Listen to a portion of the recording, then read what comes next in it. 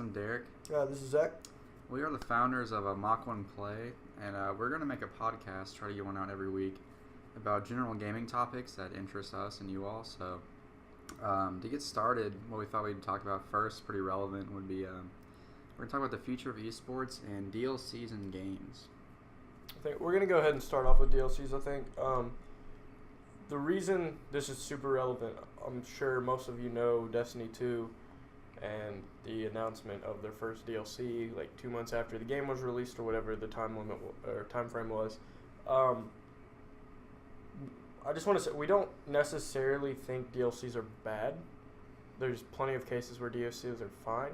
The only problem is, like, especially when you get games like Destiny 2, that most people that played it, or at least a good half and half of them, think that it's incomplete game and there's not enough to do in the game. And then it's a $60 game and then people think it's incomplete and there's not enough content in it already, and then 2 months after the game's release they're going to release a DLC that's another $30. Yeah. And so, like, what I know, like, Summit was really hyped about Destiny 2, and so are we, but why do you think he had such a big backlash against Destiny 2 in general? Well, I know I'm a pretty big fan of Summit, so I watch him quite a bit, and I know he wanted it to be his main game for a while because he's been searching for game to play. Just PUBG and Fortnite are kind of what he's on now, but he's really just wants a game to take the place and, like, actually be a main game. And Destiny really can't be that. Like, there's not enough in the game at this point. Yeah. They just, like, released a raid or whatever. But Summit's outlook on it, I know, was he said he's not going to back, this paraphrasing, of course, but he pretty much just said he's not going to back a company that is willing to put out a DLC within 2 months or 3 months, whatever it was, that cost more when the game itself was incomplete. So yeah, like, I think one of my all-time favorite games was The Witcher 3, and there's a huge ass story and campaign and stuff and open world. It took me forever to complete, and then after a while they came out with the 2 DLCs, Heart of Stone, I think, and Blood of Wine. They're great, just extra stories to the game that didn't complete the main game or anything. They're bonus content like they're supposed to be, you know. I mean, I think the big thing now too is, like, Call of Duty just got released, right? But I think the day before it got released, because it was released on the 4th, right? I think so. I think it was like the day before it got released. Whatever Call of Duty was released. I don't know if it was exactly if it was the day before it was released or whenever it was. But they announced the DLC already, and I haven't played Call of Duty. I haven't played Call of Duty for multiple years and generations of the Call of Duty, but I actually was kind of looking forward to it. Zombies looked really cool. I haven't purchased it yet. I'm the type of guy that likes to wait a little bit and see what people are saying about a game first. Maybe watch a few streams on it to see if it looks fun. Yeah. Just because I don't like putting money into games that I'm not going to enjoy, and I don't really have the money to do so anyway. So what I think will be interesting is, will it be a case of like Destiny 2 where people are saying it wasn't a complete game, so you're paying for a DLC to complete a game when it's so early from when it was released, or will it be a complete game and then the DLC is just an add-on, which I think is fine. Like, yeah. if you get what you want from a game done in the time frame and you're perfectly good to release it, then that's awesome. And then if you're going to start working on a DLC, that's also really cool. But the game better be complete. It better not be missing something, or just like in Destiny 2's case, there's just not a lot of in-game content at all. So, and that's what gets me, was like, I don't know much about the Destiny franchise, but I mean, Destiny 1 has a lot of content now. So, like, first of all, I'm kind of confused in general why they even made a second game. I mean, because I know they didn't change a whole lot of the game itself, so that's kind of, I don't know. I'll have to look into that more, but I mean, it just, like, why would you start a launch with such a bare bones game when your predecessor itself has a lot more content, you know? Just I mean, is it like really that disrespectful for gamers that they're like, oh, they'll just buy it just because we say so? You know, I mean, people want. I mean, you gotta have content to your game. It's just like the one game I can think of the most that pops in my head is just Star Wars Battlefront. I mean, most people love Star Wars, and EA. I mean, DICE. Usually they can make pretty good shooters. They make Battlefield series, and it's good, but they were just greedy. And I don't know what happened, but they like core aspects of the original Battlefront series, like flying and stuff like that type of combat was just not in the main game. It was a really dry, bare bones game, but eventually it got added in DLCs. But that's what, for the most part, that's what should have been in the main game itself. Yeah. One thing that you said that actually it reminded me of something Summit said too. You said, like with Destiny, is it really that much of a difference in the game? And that was one thing that really bothered Summit, or at least when I was listening to him, I took it as it really bothered him because he said, like, he didn't understand why there's a DLC already when there's no content in the game. 2, he said, there's so little difference in Destiny 1 and Destiny 2. Like, the inventory is a little bit different, like, the UI is a little bit different, but for the most part, it's pretty much all the same. So he was like, how are you going to take a game and almost, like, they most likely just took it and put it on a different, like, Destiny 2, you took everything from Destiny 1, put it on Destiny 2, like, UI-wise and, like, inventory and stuff. So if they already had that, they already had a starting base of it. Maybe they changed a little bit, okay, but you already had so much to start on, and then there's still nothing in your game. It's crazy. I mean, it's just... there's so many people that are just... They want to play Destiny 2. Like, we wanted to play Destiny 2. We were looking forward to it, but, like, I can't support something like that where it's just... Like we were saying, though, I mean, DLCs aren't the problem. It just has to have some meat behind it before you put... Especially just, like, an MMO genre like that. I mean, they're expected to update their game. Like, a single-player games, I can see how that might be set in stone, but, like, in MMOs, you can... There's such thing as updates, which you don't have to do expansions for. That's what really pissed me off. I think there's really 2 main problems at this point with DLCs and how every like the gaming industry is working right now. You have greedy companies, which not all, but most big companies, they're going for profit. I understand it's a business, you're trying to make money, but you should respect your consumers, and they're really not. But then also the other part of the problem is the consumers. Like, a lot of gamers now, like, look at Assassin's Creed. After Assassin's Creed 3, pretty much all of them have sucked. I've heard that the new one's pretty good, and that's great. I hope it is good. But people repeatedly bought them, every single Assassin's Creed, because they were like, oh, well, maybe this one's going to be better. You do not buy something on the, like, just because you hope it might be better. Like, that's why I don't buy games. Yeah, Call of Duty's the same thing pretty much. I don't buy things until I get a good feel for what the game is, or I get a good look at it, because why would I ever back a company or a game franchise that is just going downhill? Yeah. Like, I don't want... That's stupid. But people just repeatedly like, gamers are just... I watched a video, and I remember, like, something that really the dude said. He said, I don't remember what the video was, but he said, gamers are very vocal, but not active. Everybody on Reddit will whine and complain about Destiny 2 not having content, but most of them are still going to go buy that DLC because they want a game to play. Which I understand, because right now I'm struggling to, like, really find a game to, like, be my main game and just be able to enjoy all the time. But at the same time, I'm not going to... I don't have the money to do it, but even if I did, I'm not going to shell out money to a game that's incomplete just based on I want something to play. Yeah. I don't know. It was like a combination. Like, people are going to keep buying it just because, like you said, it's just the timing where there's not really too much competition right now, or at least it feels that way, where even the bigger streamers are struggling with things to play. So people were banking on these new, November, August titles, like they always do. Call of Duty, Assassin's Creed. But I mean, Destiny 2 felt like I was like, oh, maybe I don't really. I mean, I've played Warframe, so I kind of understand what it is, but it seemed like some like cool new title. I was like, oh, this might be something as my main game that I want to play. But after people said they beat the content in 3 or 4 days, I'm like, I mean, like even if you grind, you're not supposed to be able to even do that.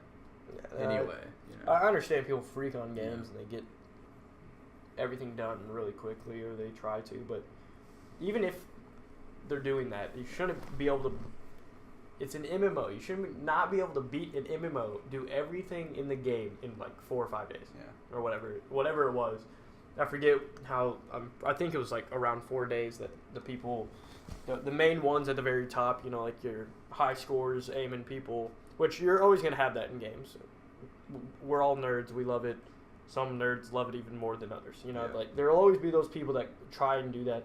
So when they beat it in 4 or 5 days or whatever it was, that's not acceptable, in my opinion. Maybe I'm wrong, but it also, you're going to announce a DLC when there's complaints about the game already. You're going to announce a DLC, a $30 DLC, which now if you bought Destiny, the straight Destiny, no like Founders Edition, nothing, no whatever. I hate that too, how they have different editions that you can buy too from the very start. It's just stupid. Just buy the game. So you buy the $60 base people game. like collector stuff. I mean, I understand, but like, as long as there's not like huge advantages, I don't mind it. Collectors are, I understand. I mean, okay. Actually, I'll take that back, because I do understand people buying Founders Editions too, to like purchase it early and you get maybe like a beta access, but it's, you paid more for the game, so you're helping them more. So okay, I'll take that back. I actually do understand that. But then, so say you just bought the $60 base game. Okay, you just purchased that. It takes you 4 or 5 days if you really, really freak on the game and just go at it. Okay, and then 2 months later, they're gonna say, "Oh, hey, we have a $30 DLC you can buy." Yeah. To complete our game. What? And they haven't I haven't heard of any really. I think they added a raid. They did add a raid. I know that. They added some sort of PvP that takes in your light level. I'm pretty sure. I think. I really don't know. I haven't played the game. Obviously, I'm not gonna purchase the game, especially at its state right now. It would have to be. They'd have to do some major goodwill. Like, to me, like, if they release that DLC for free and be like, okay, sorry, I mean, I guess you all do deserve more content. I mean, they're not going to, because it's already been pre-ordered, but like that would be huge for me. Like, okay, maybe they're not just super greedy assholes, but I mean, at what point also is it okay? When's the content good?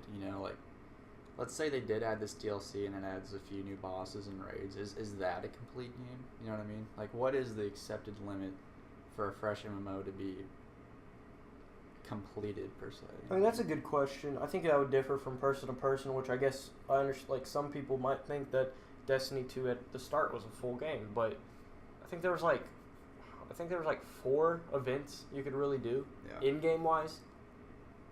And I know there's quests and there's side quests to get to end game, like mid-game stuff, early game stuff, but late game, there's nothing in the game, or there was nothing in the game. That's not. Yeah. I don't understand how people are okay with that. I mean, like the rate I finish games, I'm sure I wouldn't have had a problem with it.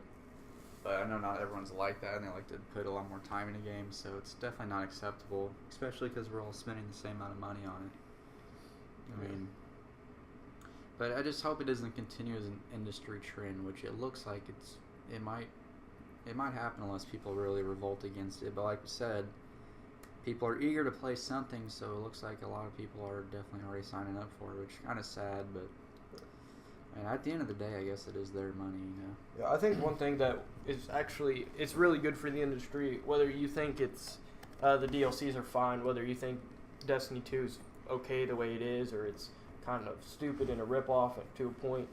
Regardless of your opinion on it, I think something that is good for the gaming industry as a whole right now is there are like Summit, and I know Tim the Tap Man, he said he really just doesn't like Destiny 2 either. There's multiple pretty big streamers that vocally are disappointed. Yeah. And granted, they're just streamers, whatever. They just play the game too, but they still do have a bigger voice than us because they have fans. And I know, like, look at BlizzCon. Like, I play Overwatch. I don't play that much, but okay, I play Overwatch. Tim Tatman plays Overwatch, but since he's a streamer, and I love Tim Tatman, I'm not saying anything bad about him. Because he's a streamer and a big streamer, he got to go and play the new character at BlizzCon. Like, so they have more power than us, obviously. Yeah. They're like celebrities, essentially, and that's fine with me. I love watching streams. I love supporting them. I've been subbed to multiple streamers, donate bits, like everything. I supporting streamers is awesome. So it's nothing against them. I think it's actually really good for the industry that they do have a voice because they are connected with us more than big wigs at the gaming studio are. So I think that's actually something that's really good for the industry as a whole, especially with DLCs and stuff. I think it might actually have an ability to get changed, but really only time will tell with where it's going and stuff. At the end of the day, it's sadly whatever is most profitable, so I guess they'll figure it out. But you just hope that it's like, okay, maybe they do care about games and gamers and what they want, but I guess only time will tell for that one. But I guess when you're talking about Overwatch, it's a good time to transition into like how we think the future of esports is looking and like how it's changed in the last few years to get to where it's at now. Because I know there's a lot of big companies actually starting to look at esports and different teams seriously. So it's a really interesting topic. So, like, I was watching Overwatch World Cup ended today. The gold match between I stopped watching. It was 3-0 South Korea over Canada. I'm sure South Korea won. I don't know what the score. They probably 4-0'd them, to be honest. But it's funny because everybody in Twitch chats like sell out if they do like a commercial or something or this. But like, if you want the industry to grow, esports, they have to have sponsorships. It's not like you all are giving the money. I'm not giving the money. Sure, I mean, we buy stuff in the game maybe or transact, but if you really want esports to grow, you have to be okay with advertisements. It's in everything else. It's in sports. It's in business. Like everything has advertisements. So I know T-Mobile was a really huge contributor to the Overwatch World Cup, and there was multiple like shout outs or whatever. Like the MVP of the World Cup was brought to you by T-Mobile. So I think that's huge. A lot of companies. If you look in Korea. Like, if you look at, like, league point of view, like, Samsung Galaxy, obviously sponsored there. Yeah. You know, like, Korea's much more, in China, too, really are much more intertwined with, like, businesses, and they realize because they do have a bigger audience over there. I understand that. But it's definitely growing over here and everywhere, really. And I think it's really cool to see. I know Overwatch Contenders just, I think it starts... Or it either just started or it starts like after the World Cup, so it starts pretty soon or whenever it starts. You know, it's like a new Overwatch League or whatever. And then, so that's already growing in itself. I know League has had some huge steps for teams. They have franchise teams now. That's awesome. I know Houston Rockets own a team for the NALCS. This is strictly NALCS. EULCS I think is kind of doing the same thing, but I'm not as connected. I don't really know too much about that. But Houston Rockets, I think the Cavaliers have one. The Yankees maybe. The Yankees I think either back somebody or they have their own. I think there's one more sports team that did, but they bought franchise spots, and I know also there's they have the players union now to where the players get a minimum salary that they have to be paid, which is done by like. League like sets the minimum salary, and then that the teams or whatever have to pay them. So the players are going to be in a much more stable financial situation, which is awesome for the players. That's obviously, really crucial. It's really good for it going in the future. So there's huge steps and bounds, of just leaps of just making the future for esports. But with that, there's also, if you look at like Counter-Strike, debatably a dying game. Yeah. I like watching Counter-Strike. I've watched a ton of tournaments. I have over 800 hours. It's not that much when you compared to normal Counter-Strike players, but I have like 800 hours plus in that game. Love the game, but that game is truly, it seems like it's dying. It sucks, but at the same time, Overwatch is kind of becoming into the light as like probably going to take its spot in esports. You look at like what is the app? Hold on, I have it. Like I think it's literally just called eSports. It's literally just called eSports, but it's the Score eSports. That's what it is. Like you have apps now where you can look at everything, just like ESPN. Really, esports is just growing so much, and the gaming companies themselves are doing their best to make it grow. Obviously, because when more people watch, more people play the game, like stuff like that. But it's just really good for all the players, especially with the unions and stuff, to be able to get paid more and just like have a stable, actually make a salary and stuff. So that's really good. I'm trying to think of anything else really big that's happened lately. Well, Worlds for League also just ended. I did not expect the 3-0 from Samsung, but dang, did they look good. I think it's really cool looking. I know you didn't watch because it was 3 o'clock in the morning. I definitely shouldn't have stayed up for it.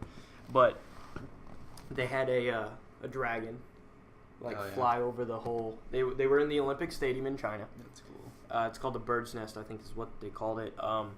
But they had like I guess it was just CGI on the screen. I guess it's like, but they had a dragon like fly all around the stadium. A hologram or something. Yeah, something around the. But so it like went around the whole stadium and it was like roaring and stuff. The chick that sang "Legends Never Die." Yeah. She was there. She sang. That was really cool. I think one thing that esports as a community. Oh, I said that weird. We need to work on is if there's people like a band or something or somebody singing at an event, you actually should like show appreciation for them, not just stand there like the nerds we are. That's something that's huge. Is just the culture. Especially events is just like like power inside events like that, or I don't know a better word for that, but just the feeling. Like if people aren't hyped, like you have an effect on the singers themselves. They might be like, well, I don't really want to do that. It was awkward, you know. Yeah. Well, I mean, I think it's funny because you look back at like I think Imagine Dragons when they did it. I think it was in Korea at the time, and I understand there's a language barrier there, but also Riot's very much so like it was an American company. Like they know they have audience in America and Canada and Europe and stuff, and a lot of English speaking places. But like you have an English artist in a band in Korea. Most of them don't understand what like. It's weird. Like you'll see everybody gets super hyped. I think Counter-Strike. That's what Counter-Strike fans always are hyped. Always Yes, at tournaments, they're always up there getting in. Like they're more of like an actual like when I think of like football games, like go to NFL game. Yeah. Like people get hyped a lot of times if your team's doing good at least. But like there's a whole meme on the internet about like a Dota 2 performance. I think it was like a world championship of just how you could just feel the awkwardness because like people just don't. I don't know, you know, just because we're all gamers. We're just nerds. You just have to learn. If you're going to go to that stuff, you have to learn how to be an active fan. It's more important than people think. Yeah, I think that's if you want to help esports grow as a person, as your individual self, without any big money spent, show appreciate, like actually be energetic, like just make sure have a good time. Don't. That's one thing, just in life, especially, just have a good time. Don't force yourself to like act a different way because you think some people might think you're weird or react differently. I know gamers all the time where you're like, when people think of gamers a lot, they think of like neck beard, like, oh, who cares if you're a neck beard? Do what you want, okay? But like, also a lot of us gamers aren't. Like, we're athletic dudes. We play games all the time. We work out, play games, have like jobs. We're not like super weird people, but the like notion of gaming makes you weird. I mean, that's the biggest barrier to entry in America itself. Like Riot Games and stuff, those companies, they're leading the way for like their games themselves, but the Asian culture is the one's gonna have to prove to like America and the Western world that okay, this can actually be fun and taken seriously to be a real competitive thing. It just America doesn't really like change, and the people don't. And they, you grow up with baseball and football your whole life. You realize what it is. You know the rules, and like CS:GO and all these Overwatch and stuff. It's a whole new concept that you have to learn how it works just so you can watch it. It's a pretty big stepping stone. Yeah. It's you said like Asia. I don't really think Asia paves the way for it. Because just the cultures are so different. Like it's kind of the same thing with soccer in America. It's slowly rising. It's slowly gaining more ground because soccer's always been seen as like that weird sport from Europe. Yeah. Nobody or from everywhere else in the world but America. Everybody in America is like, no. Like I played soccer. Derek played soccer as well. I love soccer, but it definitely is. If you're in like high school soccer, like football players or basketball players, they'll get recognition. But you play soccer, you can be the best team in your school. It won't matter. You play soccer, so nobody cares. Yeah, it'll take the real big, like the Cavaliers and stuff. Them doing that is huge, more than they even realize. Yeah. Like I know they're doing it for financial reasons, but also to be a pioneer in an industry is awesome. They're doing that like a sports company or all those sports companies doing that is huge for people. I think it's funny too because if you look at like really diehard sports fans, they're all like in the big like the people that are like really into the statistics and like fantasy football, fantasy basketball, whatever. Those are the type of people that will easily latch on to esports because you can look at numbers see the best players, the stats, and people love looking at stats. I do too personally. I like to look at football stats and basketball and stuff. I really do. I enjoy watching. So I think it'll be easier for them to get on, and then like the casual viewer might not ever get into esports, but it's not really. I think like as generations go, it's a generational thing. I think the more people play and like gaming is seen as okay and normal. I think mobile games are kind of a meme in gaming. Like just the communities, the mobile games is kind of a meme, but it's actually really big for like the connecting of like somebody has a mobile game or like they grow up playing a mobile game on their parents' phone to where they're like, hey, I want to get a Game Boy or like a 3DS or whatever. Like I think that'll actually matter a lot. Like it's a good step to like getting people closer. Also, something that's really hard to transition is like even like me as a big gamer, it's kind of weird seeing like the big difference of esports is that you see a representation of a person instead of themselves. Like when you watch a basketball game, you can root for like Stephen Curry because you see him, but like in like League of Legends, you don't see Faker, you see his champion. So it's kind of like a small. You still see. I mean, you see him in the booth. I mean, you do, but I understand it's different, but it makes it just a little bit harder because it's like, do kids wear a jersey? You know what I mean? Like it's kind of jerseys. Well, yeah, I guess, but I don't know. It's just there's some things that kind of need to be sorted out or something first before things really, really takes off in the United States or the Western world, really. I mean, I think it's going to be a slow process for sure.